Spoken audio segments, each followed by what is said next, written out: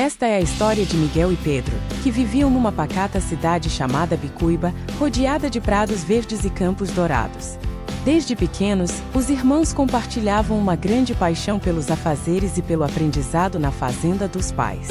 Todas as manhãs, quando o galo cantava, antes do sol surgir no horizonte, Miguel e Pedro levantavam-se entusiasmados para começar o dia na quinta, depois de tomarem um nutritivo pequeno almoço.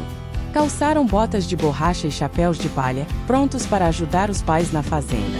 A primeira tarefa dos irmãos todas as manhãs era alimentar os animais. Com sacos de milho e baldes de água nas mãos, eles caminharam pelos currais e estábulos, certificando-se de que todas as vacas, ovelhas, porcos e galinhas estavam bem alimentadas e felizes.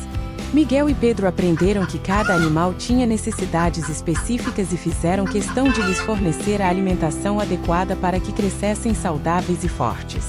Eles adoravam ver os animais saboreando o café da manhã e ficavam felizes em poder cuidar deles. Depois de alimentar os animais, chegou a hora de ordenhar as vacas.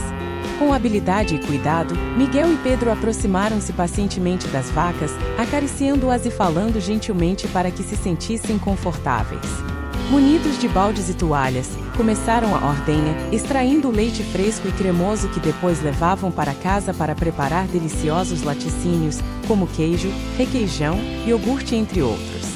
Os irmãos ficaram orgulhosos de contribuir para o bem-estar da fazenda e de poder desfrutar do leite mais fresco e delicioso.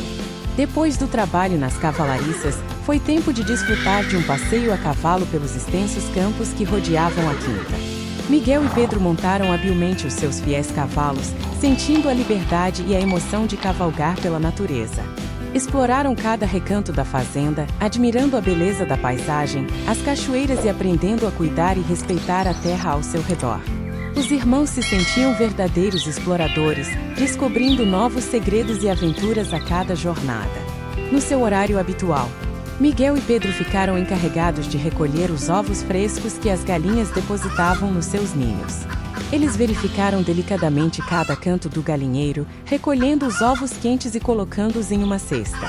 Depois de terminarem as tarefas agrícolas, os irmãos aproveitaram para admirar o campo e refletir sobre a importância de cuidar e proteger a natureza.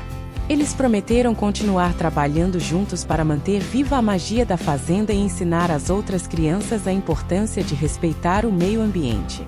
E assim, entre tarefas e aventuras, chega a noite. Miguel e Pedro comem um jantar nutritivo e depois tomam banho para se refrescarem, escovam os dentes e vão direto para a cama para continuarem sonhando com a próxima aventura em sua querida fazenda.